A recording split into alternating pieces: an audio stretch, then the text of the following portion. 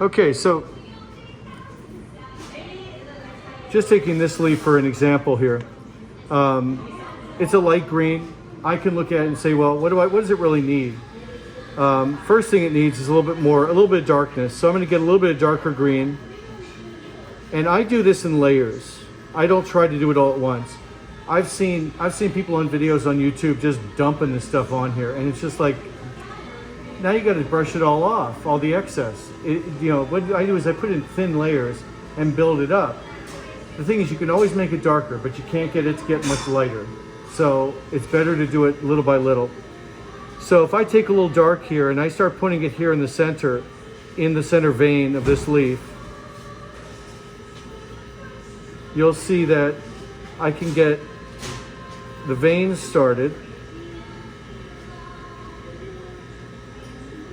And I'll hit the edges here.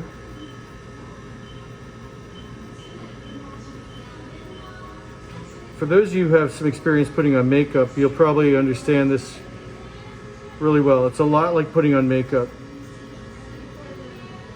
I don't have a lot of experience putting on makeup, but the thing is that just like with makeup, let's say you overdo it, right? Let's say you overdo it. You put on some color on a cheek. What do?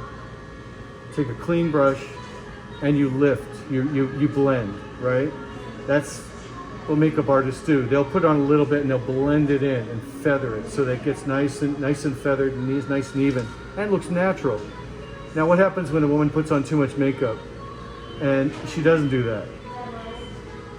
She goes out and she looks like a clown, right? She looks silly because she has too much makeup on, and it's so clear that, wow, she overdid it. It's easy to do that here too. So I'll take a clean brush and I will just feather this, and I'll support it with my finger to make sure I don't break it off the wire. But a clean brush is a good thing to have around, just so that you can feather color and lighten it up. And that turned those lines into something a little bit less obvious.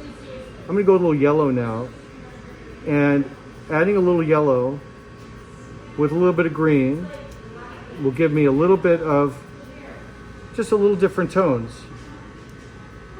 So again, I can do a little spot here, a little spot there. Take my colorless blender, start working that in. All of this stuff's really porous, so it will grab onto this color, and it'll stay. Once it's on there, it's kind of on there. So again, a little more green. And this just takes a little patience. If you want to mute that, if it's too bright, take a little bit of red, just a little bit. And you can use the white paper as a palette and say, I'm just going to go ahead and start doing my edges a little bit. A little bit of color, a little more green in there.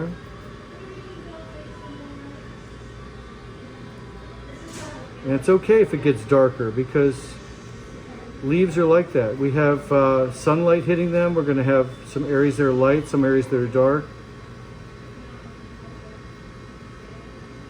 Again, back to my colorless blender. Just kind of make sure things are evened out. But just looking at the difference here between these two, big difference. And that's just the beginning. I mean, I may come back and rework this a little more, because there's still little areas I think are a little too yellow. I could easily mute those down a little bit with a little bit of green. Obviously, the underside of a leaf is also important. I typically, with rose leaves, I will do them green, but I'll also put a little bit of red. So I've got two different reds here. I've got one that's more pearl, and one that's just a darker, deeper, cooler red. And when you look at colors, take a look at your colors, because you're going to see some colors are more on the warm side, some are more on the cool side. This yellow is a warm yellow, but there's another yellow over there called lemon, which is a very cool yellow. And most people don't think of a color like yellow as being cool, but it definitely has a different yellow. It's definitely leaning, if you were to see it on the color wheel, more leaning towards the green side of yellow rather than the reddish and orange side of yellow. So a little bit of red, a little bit of green, and I can work that into the back here little by little. And when I want to clean a brush, I use a dry towel. That way I don't have to get it wet. Because once it's wet, that's it. It can't be used for a while.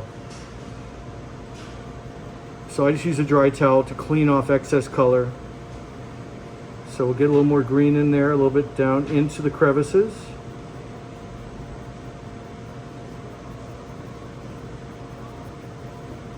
And I use this one for blending too, because the thing is, it's already got some green in the brush, and I can use that to soften up the difference between that red and green. The red's going to help mute things, but it's also, if it's clearly red, red will make green look greener when they're placed side by side, and of course red will look redder if it's next to green. So it helps to create that color contrast, not just light and dark. Little bit of yellow.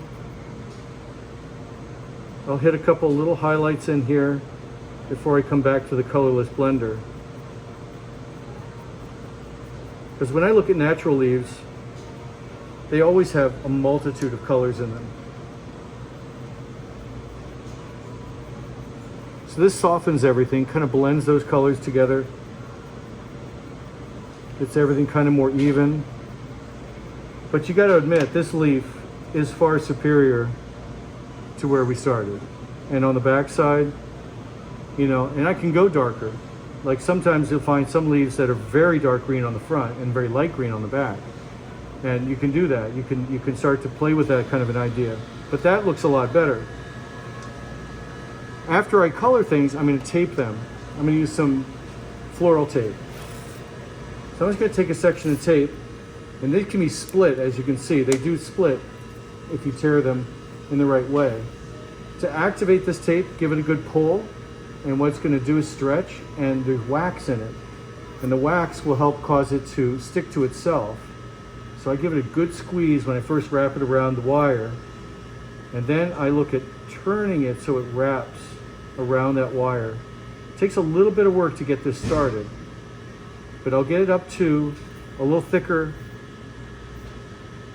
stem, and then I'm going to push this up to meet the leaf. That way it's right up against there, and then we're just going to start to angle it downward as we wrap it. So as I go, it's sort of spiraling its way down. I don't need to do this whole wire because the whole wire is not going to show. I'm only going to do maybe a few inches of this, because when I do put this on here, I'll probably have it join a stem somewhere in this area. So the rest of this wire can either be cut off or can be left there for support, and it doesn't need to be covered with tape. So you don't really need to tape the entire wire unless it's going to be showing.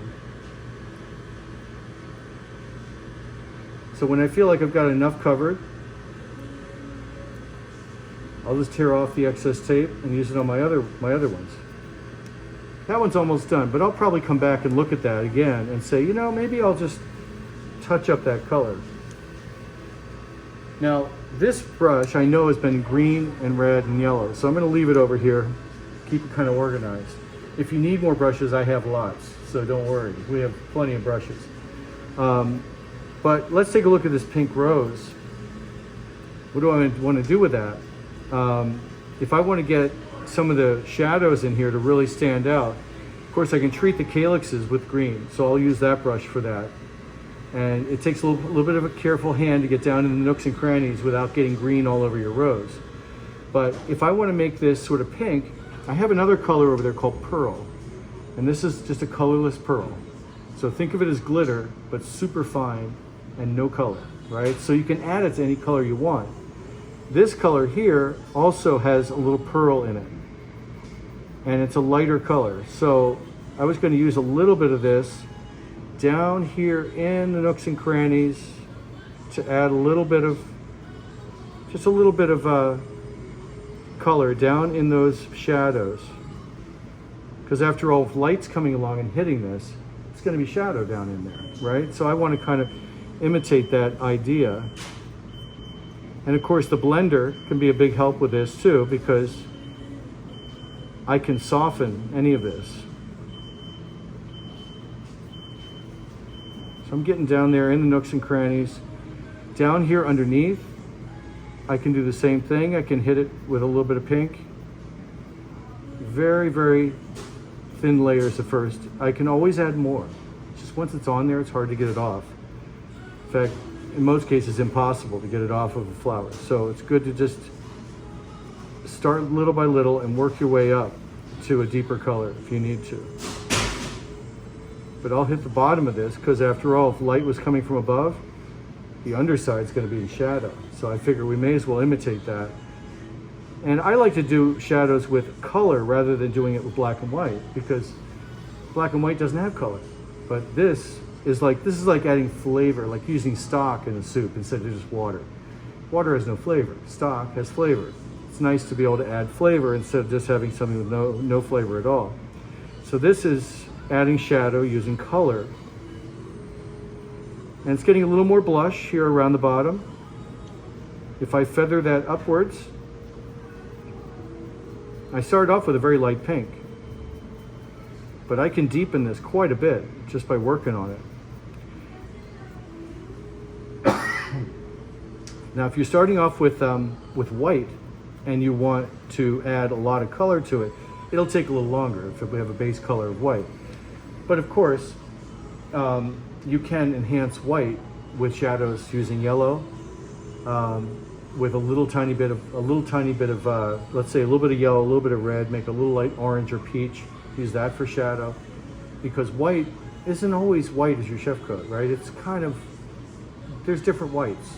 Some whites are warmer, more on the yellowish side. Some are a little more pure white. Especially with plants, we're gonna see quite a bit of that variation. So as I blend this, what I'm trying to do is get some of that blush to come upwards on here and just feather, right? Just lightly feather it up.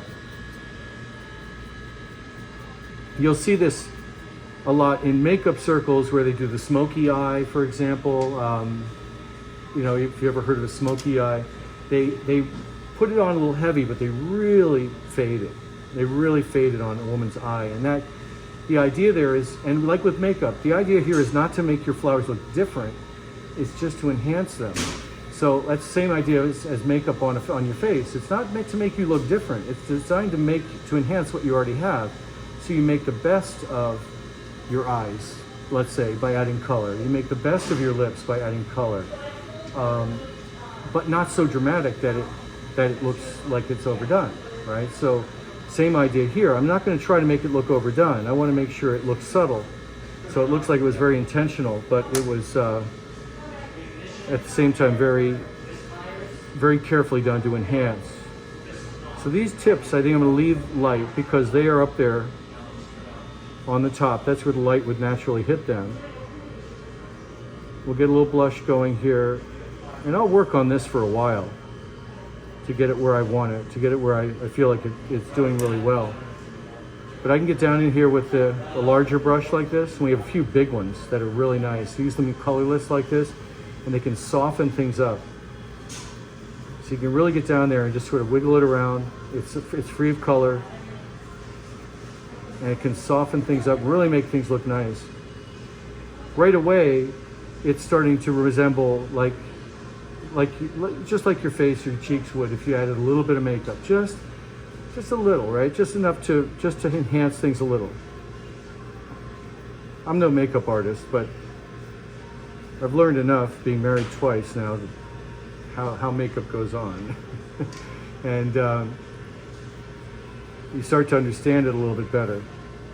But it's right now that's much improved over where it was. It's just a little subtle work. And of course, with my greens down here on my calyx, I'll touch these up so that they will have more than just a flat green color, just something a little bit more interesting. This little ball can have a little bit of a reddish tint to it because it is the rose hip after all. So I can add a little bit of red on the bottom, and I'll blend that in a little bit later, and then a little bit of yellow green, working that into each of these calyx leaves. So as you can tell, this is going to be a day where it's a lot like yesterday. The time flies really fast because you get real busy with this. When it comes to these tops, I just try to go very carefully on the tops, trying not to get this green onto the rose. Because after all, the rose is meant to be pink. So I'm just going to try to be accurate with my brush here and be really delicate and really intentional about making. That will happen. Okay, so that's going to be the back side of my rose. When that kind of stuff happens, typically I will decide when I put together my spray, which side, do I want to have this as a lay down rose or a stand up rose? Whether it's stand up or lay down, that will be the back. That'll be the part no one sees. You know, and when I photograph it, I'm going to photograph it from this side. Because I can't put this back on. It's not easy to put it back on. I mean, I could get a little bit of water and I could try to get it to set and let it sit overnight. I'll keep it for now, but that happens. You'll get breakage from time to time. So let's say we're getting close to being done on that one. I'm going to tape this one. And I typically will tape it a little bit heavier on a rose because they do have a thicker stem.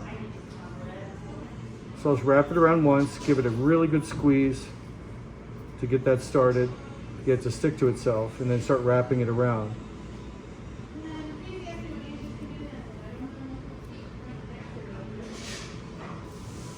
Again, I'll slide it up to meet the rose, and then I'll start to work my way down on an angle. And of course, you can color the stems too. If you feel like these stems are too light in color, this Nile green is a nice green, but if it's too light, you can always come back in and you could do darker if you wanted to. Or you could, I have white tape over there, you could grab white tape and then you could have complete control over your color because it's white. So you could say, I want yellow stems. Okay, you know, not that yellow stems look all that natural, but that's, you know, becomes a personal artistic choice when it comes to this. So this was pretty thin, so I'm going to go ahead and do another layer of tape on this one to make sure it's thick enough. And again, I'm giving it a good pull as I go, so it stays nice and tight. And I don't, when I look at the finished product, I don't notice bands of tape going around. If it's too loose, it'll look like that, but I want to keep it something snug. So, and when you pull it, the wax gets released, so that will help it stick to itself really nicely. So that's probably thick enough for a rose branch. When I want to incorporate these two together, I might say, okay, I'm going to put in a leaf. Hey, I mean, I'll put that leaf right here in that empty spot. I might take a piece of tape and I'll start it around here, but I'm not going to finish it right away. I'm just going to kind of get started with a little piece of tape, wrap it around a couple of times. I can always add to it later, but the idea here is just to kind of get a placeholder so I know where my leaf is, and I'm like, okay, that moved. So I'm going to probably put it right about there, but I want to go above it. So I'll bend this down, and I'll put a little tape above it. And this will help it kind of transition from one to the other. My fingers are getting a little waxy. So let's say I do that. I go down here, get right down to the leaf branch, bring up that wire again, come down underneath it. Let's see, it goes around this way. And this helps with the transitions between one stem and the other. If you ever put an ace bandage on someone's wrist or ankle, it's like that. You just kind of, you know, just sort of look at how you can best cover it. But now that stem actually looks like it's coming out from this bigger stem. That's the idea there, is that I came from above, then went around the bottom, and it looks like it almost looks like it's coming right out from there. That's just an idea to fool the eye, and I can always bend this wire to whatever position I want to put it in. I could put in another leaf down here. I do resist the opportunity here to put them all in one height and just wrap it, because if you do that, that's not how they grow in nature, right? So I definitely do different heights. I've also got these little guys to incorporate. So I'm going to probably put one of those down below here somewhere, put another one up here, and I'll try to build this so that eventually, you know, I end up with different heights. I've got another rose to incorporate here. So that all comes down to just, you know, your personal choice when it comes to arrangement, how you like it. But it will start to come to life. As you can see, it already is starting to look a little more lively. So this rose still needs some work here. The calyx, I can see, still needs a little blending. And I can always come back in and blend that red that I put on there. I could always bend away this leaf, get it out of the way, put a little more green on here and start blending that in. What would you use the blue pigment for? The blue is great when you want a cooler green. So if you want to get, like, let's say some blue and green together and make something a little bit more, a little darker. Also, if this green isn't right and yellow won't do it, you could always mix blue and yellow together to get a different green altogether. And of course, blue and red will start to mute the red at first to make it cooler, but then eventually slip over into violet and purple, which can be nice in certain instances if you want that. So I only put a little blue there because I didn't think I would use a lot, but it's once in a while it comes in handy just to have a little bit of an alternative. Like if I take this blue, let's take a little yellow, a little bit of blue. So I can make something more like an olive green. Definitely a different green than this one. And it gives me the opportunity to change it up a little bit, make things just a little different tint. Could you try to blend this stem look into the canvas? I could easily use it here on the stem a little bit. I can work this up and get the calyx to match a little bit better. After breaking that one, I get a little nervous, so I'm like, okay, I better be careful with this calyx. The time I break this stuff most is when I'm using the blender. It's a big brush, and I tend to get a little bit more fast and furious with it, and I end up causing more breakage. So I have to be careful. I know myself well enough to know that I can tend to be a little too aggressive with this thing, but a little blending makes all the difference. Could you add pigment to the stamens on the wildflowers? You can go into the stamens themselves. On these I don't have a lot of stamens, but you could easily do that. Either with your fingers, with a little color on your fingers and just roll them between your fingers, or you can very carefully do it with a small brush. We have some pretty tiny brushes. For this little guy, I've got a clean brush. Might take a little bit of yellow, just dust a little bit in there for a little bit of pollen. The stamens can also be colored, but I'm real careful with them.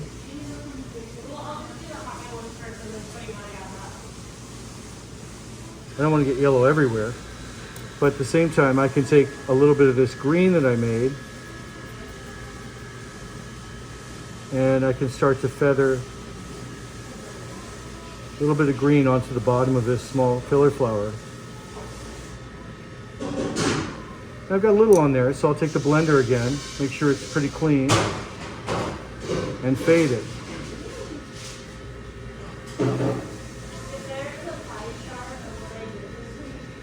And that doesn't take much of these little guys, you know, to create that. And of course, I'll just put green tape on here and try to blend those together.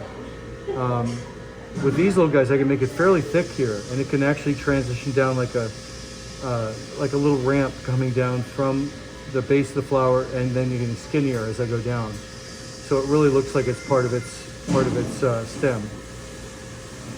But the idea here is that, you know, just try to look at things. If you're not really sure, look back at it and say, does that look natural? You know, and if it does, if you're happy with it and it looks natural, that's what you're after, and you've got what you want. I just try to be as objective as I can be when I'm working, so that I can get a natural look.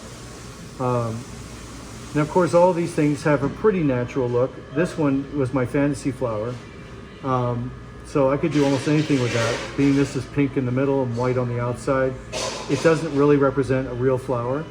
but I can color it any way I like and just try to make it fit into the composition, fit into my overall spray. I'll be real careful with this because this is a calyx that I used, a white calyx, and it's very delicate around the base. So I'll be real careful with this one. But we'll hope in the process we don't lose much, you know, because after all this work, you know, it's in the finishing work that you could actually break something. And or you could set down a rose too hard and crack one of your petals or something like that. This is a white one, and you know, using a little bit of yellow, I can get right down inside there and create little bits of yellow, which in a white rose, yellow very well may be the shadows. It may not actually be dark, really dark down in there. But yellow also adds a little bit of color. So I can just work that down in there, and what would be normally grayish shadows start to take on a little bit of color. I don't necessarily want to go all the way up to the top with the yellow, but in this case, you know, at least for me, I'd rather keep it white. But down there in the crevices, I can get right down in there with a little brush and start to enhance those shadows. I can also come around to the base here and just sort of, this brush is almost out of color, but it still has enough where if I rub it on here, you can see the yellow getting onto the base of that flower. And it's a nice thin layer, so I don't have to worry about it causing a lot of mistakes because it's so small and so thin. I am noticing though right here where a little pink was left in that brush, you know. So if you ever have a problem, just either get a new brush or rub it real well on a dry cloth. I see what's coming out of here now is peach, sort of a peach color. That means that some pink was left in there. I didn't intend that for it to happen, but you know, it's like that that guy says on the old painting show, you know, happy little accidents and, you know, happy little clouds, things like that. But it's, if you get a little something where you think, well, you know, it's not the color I was looking for, then just grab a brush that's clean and feather, and it will work. It'll come out fine. Happy little accidents. What's his name? Rob Ross, that's him. Guy with the fro. That was his natural hair as far as I remember. He died a number of years ago. So that looks like a lot of yellow on the bottom there, but what I can do is take this blender and just start working it and try to soften that. And it'll slowly transition up, just gradient right up to the top. And after all, I say whites aren't always white, right? Sometimes they're ivory, sometimes they have a little bit of warmth to them.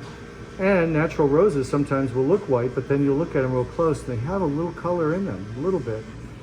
And that's, you know, perfectly okay. Because honestly, a lot of people will look at these and they'll be like, that looks great. You know, and you may see every little mistake, and you may look at it and say, yeah, well, I would have done this or I would have done that. Don't worry about it. Honestly, most people who look at these will be amazed at the work you did. They really will be. They'll be blown away because they can't believe you made that by hand. That in itself is an exciting feeling. So grab a little tape, give it a little pull, get it kind of activated. And I just sort of fold it over the wire first and give it a good squeeze so it sticks together. And then I start to spin. And once it starts, it's good. It'll just continue building on itself. So again, I'll slide that up to my calyx and start working my way down.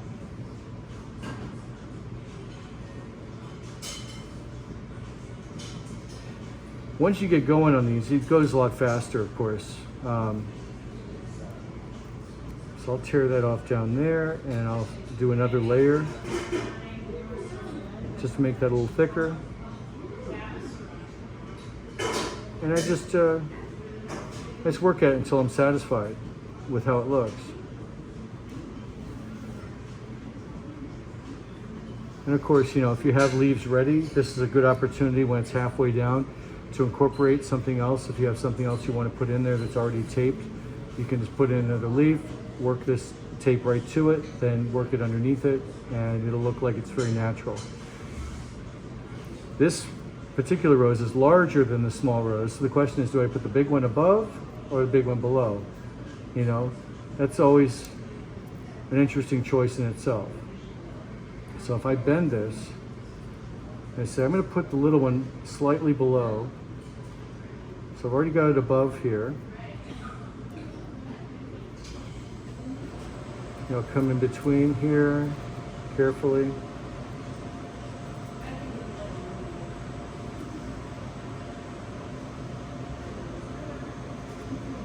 And of course I can, as I say, I can bend these wires to wherever I want them to be.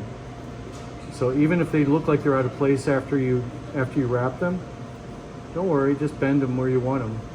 And of course you can always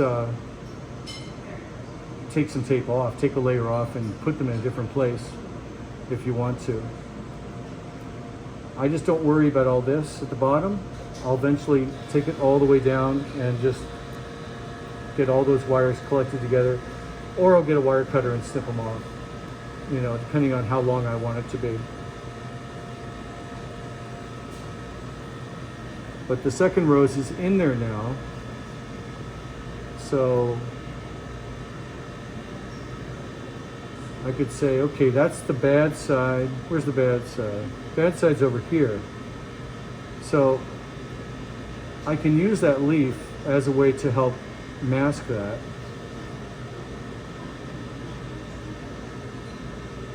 But I can bend that to wherever I want it to be. And that could just be the start. I still have filler flowers, I still have other leaves to put in, and I've got coloring to do on this calyx. I haven't even started on that calyx yet. So I'll start on that calyx probably next. I'll get that green and get it where I want it.